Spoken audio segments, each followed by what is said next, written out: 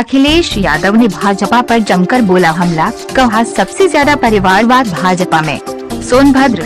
आज समाजवादी पार्टी के राष्ट्रीय अध्यक्ष और पूर्व मुख्यमंत्री अखिलेश यादव ने आज रॉबर्ट्सगंज नगर के हाइडल खेल मैदान में एक मंच पर ही चारों विधानसभा क्षेत्रों के प्रत्याशियों के समर्थन में जनसभा की और लोगों से मतदान की अपील की। वहीं हाइडल मैदान में उमड़े जनसैलाब को देख गदगद दिखे।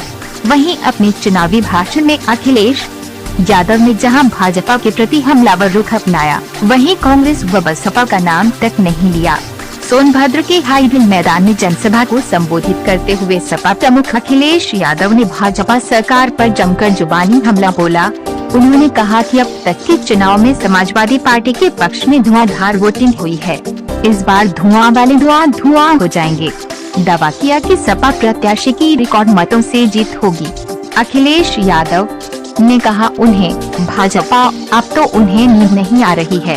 बाबा मुख्यमंत्री ने तो 11 मार्च का लखनऊ से गोरखपुर का टिकट भी कटा लिया है। उन्होंने बुधवार को सोनभद्र में पीएम नरेंद्र मोदी द्वारा लगाए गए घोर परिवारवाद के आरोप पर कहा कि हम सब परिवार वाले हैं। उन्होंने मुख्यमंत्री योगी आदित्यनाथ पर तंज कसते हुए कहा कि हम परिवार वाले लोग उन्हें सलाह देते हैं, जब बाबा मुख्यमंत्री जब अपने घर लौटे तो अपने गुल्लू के लिए बिस्कुट जरूर ले जाएं, क्योंकि हम सभी जब घर लौटते हैं तो आने परिवार वालों के लिए कुछ न कुछ जरूर ले जाते हैं। हाल ही में अमित शाह द्वारा एक चुनावी जनसभा में इंटर पास कर 12वीं में जाने वाले को लैपटॉप दिया जाएगा के बयान की खिल्ली उड़ाते हुए अखिलेश यादव ने कहा कि बीजेपी के नेता ही नहीं कहे कि इंटर के बाद 10वीं करने वाले को लैपटॉप दिया जाएगा।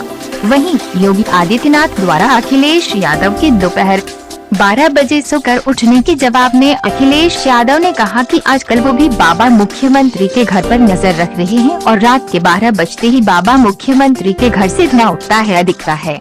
अखिलेश यादव ने कहा कि कहने को तो भाजपा दुनिया की सबसे बड़ी पार्टी है, लेकिन काम और वादों का आंकलन करेंगे तो दुनिया की सबसे झूठी पार्टी भाजपा ही नजर आएगी।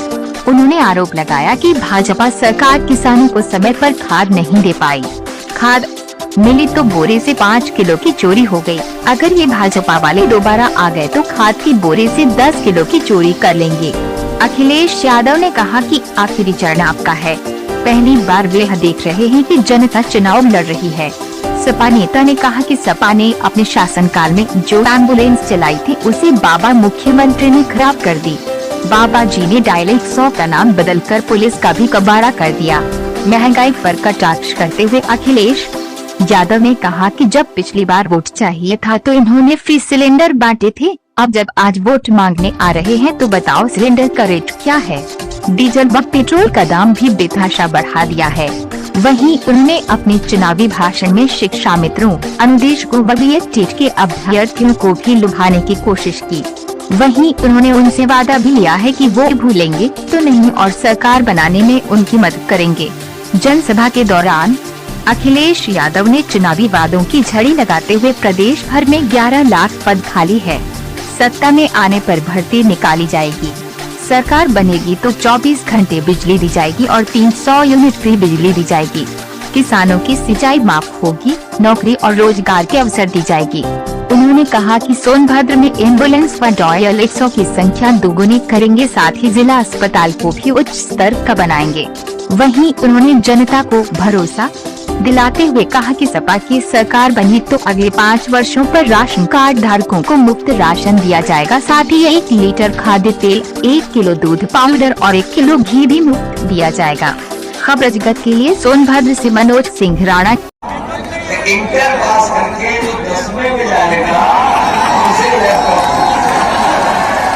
जब से उन्होंने ये कहा है तब से हमारे नौजवान और जो भी सुनता है वो लैपटॉप की बात को लेकर के लूट-फूट हो जा रहा है कि गर्मी निकाल देंगे।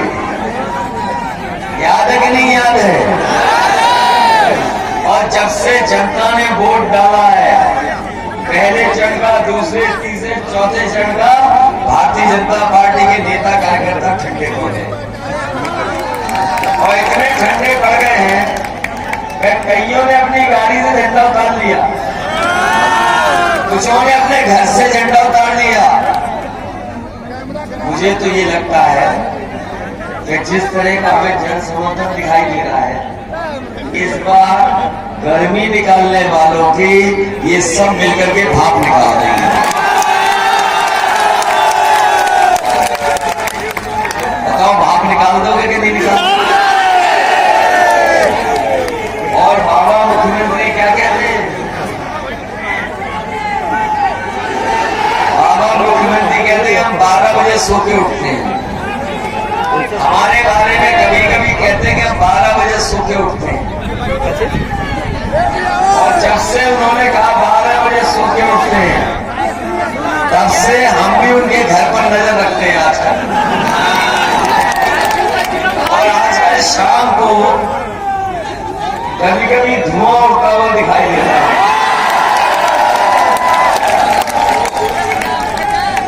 और जब से 5 चरण के वोट पड़े हैं, हमारे बाबा मुख्यमंत्री 12 बजे रात में या 2 बजे सो के उठ जाते हैं और धुआं मांगने लगते हैं। अभी कुछ दिन पहले मैंने कुछ देखे मुख्यमंत्री आवास की तरफ, हमने पूछा ये पढ़ाई वाले कहाँ जा रहे हैं? बोलिए मुख्यमंत्री आवास में जा रहे हैं। हमने कहा पूछिए क्यों जा रहे हैं वहां पर?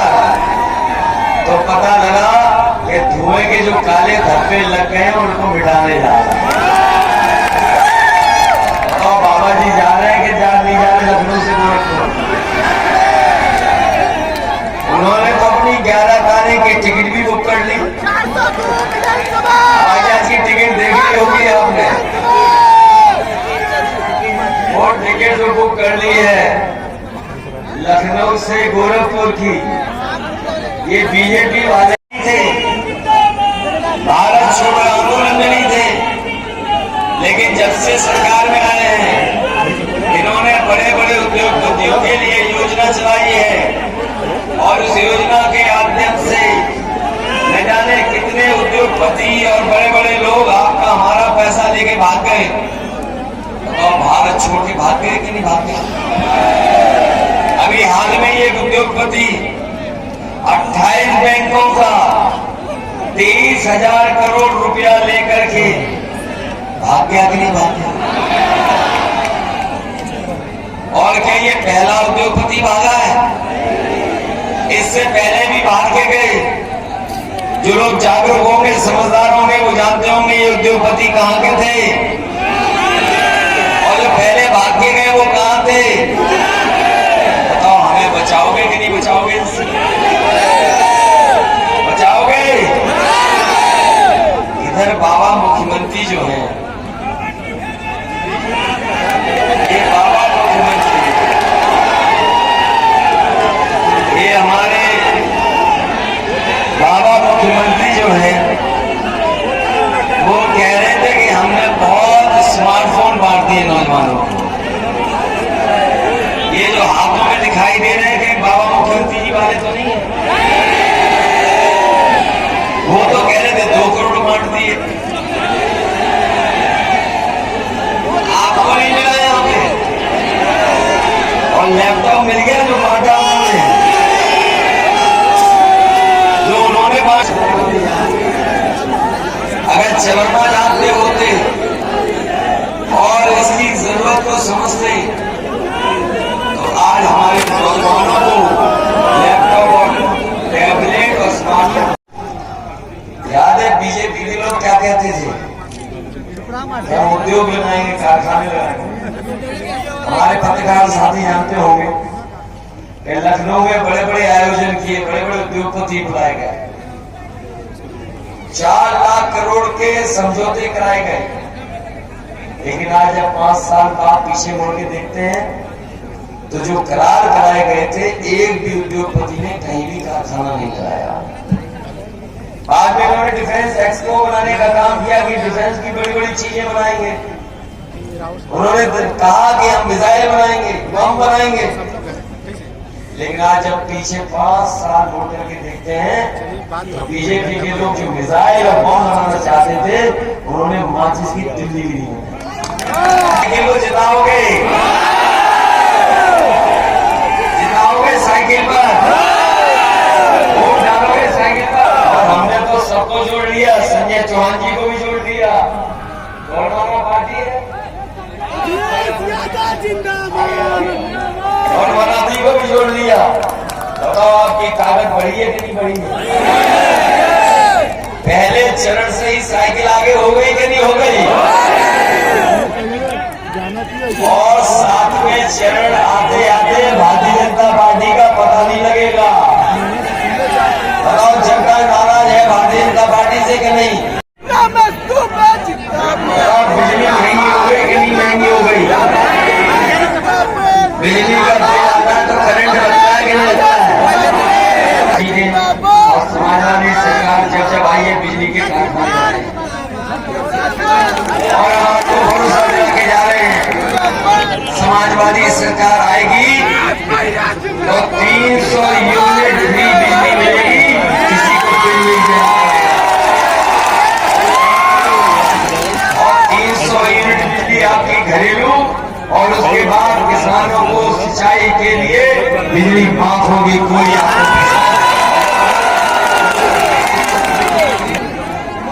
ये बताओ साथियों, यहाँ जितने लोग खड़े हैं पहले ही नवंबर तक राशन दे रहे थे। जैसे ही चुनाव आया इन्होंने कहा कि हम मार्च तक राशन देंगे। हम इन बीजेपी वालों से जानना चाहते हैं कि लखनऊ का जब बजट पास किया उसमें राशन के लिए पैसा नहीं, दिल्ली का जो बजट पास हुआ अभी उसमें बजट राशन के लिए पैसा नहीं, तो बताओ मार्च के बाद राशन कहां से दोगे? हमारे पत्रकार साथियों जानकारी कर लेना, बजट में राशन के लिए कोई पैसा नहीं दिया गया।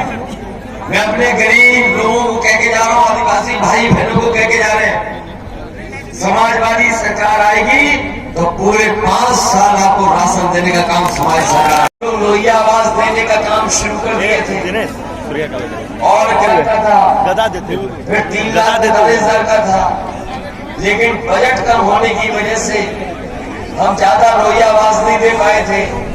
इसलिए हम अपने गरीब भाई बहनों को कह के जा रहे हैं और दूर दूर जो आदिवासी भाई बहन रहते हैं, समाजवादी सरकार बनेगी तो सबसे पहले सोनभद्र से लोहिया आवास की योजना शुरू करेंगे और कहीं अगर लोहिया आवास बने होंगे तो आप देखा होगा आपने उसके ऊपर सोलर पैनल, LED बल्ब, 2 पंखा और 2 कमरा, बरामदा, बाथरूम, पानी का इंतजाम सब कर करके हमने गरीबों को लोहिया आवास देने का काम है। बीजेपी वालों के बिना पानी के सोचा है। कभी समाजवादियों ने पाइप से पानी पहुंचाने की योजना रात में शुरू की थी हमीरपुर में, उस योजना को बंद कर करके दोबारा शुरू कर रहे हैं। इसलिए गरीब भाइयों बहनों में कह के जा रहा हूँ, हमें चाहे 3 लाख का देना पड़े, चाहे 4 लाख का घर देना पड़े, लेकिन ऐसा गरीब का घर होगा जिसमें सोलर पैनल लगा होगा, बल्ब लगा सकेंगे, टीवी चला सकेंगे, मोबाइल चार्ज कर सकेंगे और सरकार से चाहे हमें 4 लाख रुपए देने पड़ेंगे, लेकिन गरीबों की लोहिया आवास बनाने का काम हमारी सरकार है।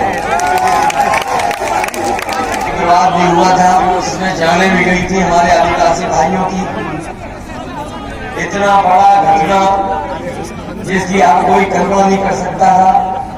प्रशासन के लोग अगर सही मौके पे सही तरह का काम करते तो शायद इतनी बड़ी घटना न होती।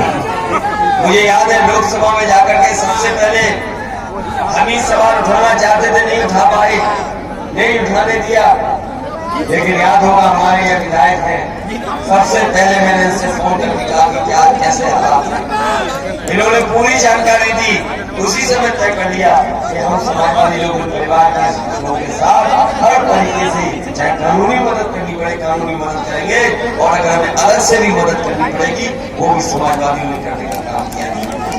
इसलिए हम अपने आदिवासी भाई बहनों को कह के जा रहे हैं, सभा सरकार आई तो सभी आदिवासी भाइयों को वनाधिकार कानून के तहत जमीनों के पट्टे किए जाने का फैसला,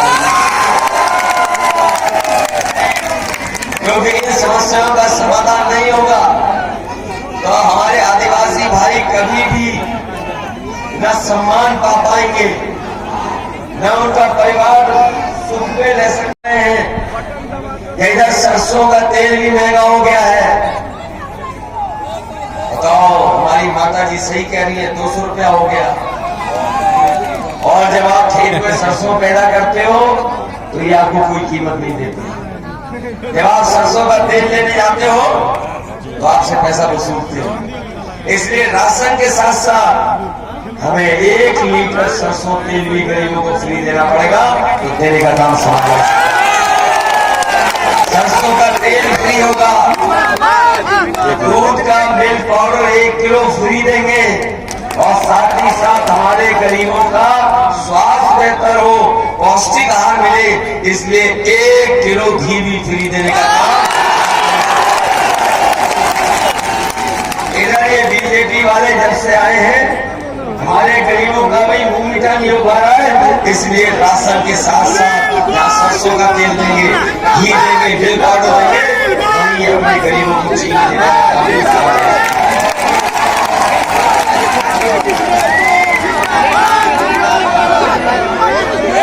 बताओ, महंगा कर दिया, सरसों का तेल के लिए कर दिया। और यही नहीं, हमारे क्या है समाजवादी कि पहले माताएं बहनों को 500 रुपया महीना देते थे, लेकिन इधर महंगाई बढ़ गई है। हम अपनी माताएं बहनों को कहने जा रहे हैं कि महीने का 1500 रुपया करेंगे और साल का 18,000 रुपए पेंशन।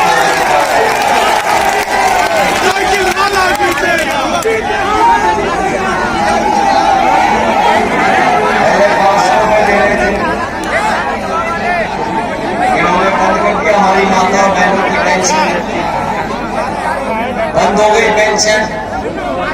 इसलिए अब हमने तय किया है कि 1,500 रुपए देगी माताओं बहनों को, जिससे वो अपने घर परिवार चला लें, बच्चों की मदद करना चाहे बच्चों की मदद करें, और वो माताएं बहनें अपने लिए कपड़े भी खरीदना चाहेंगे, खरीदते हैं। महीने के 1500 रुपए देने का काम भी समाजवादी सरकार ने। ये हमारे बीएड टेट वाले लोग हैं, इन्होंने हमारा मैनिफेस्टो पढ़ लिया है। पिछले 5 साल से इंतजार कर रहे थे, कोई मदद नहीं। अगर कोई मदद करने जा रहा है तो समाजवादी सरकार बनने पर बीएड टेट के लोग समाज करने का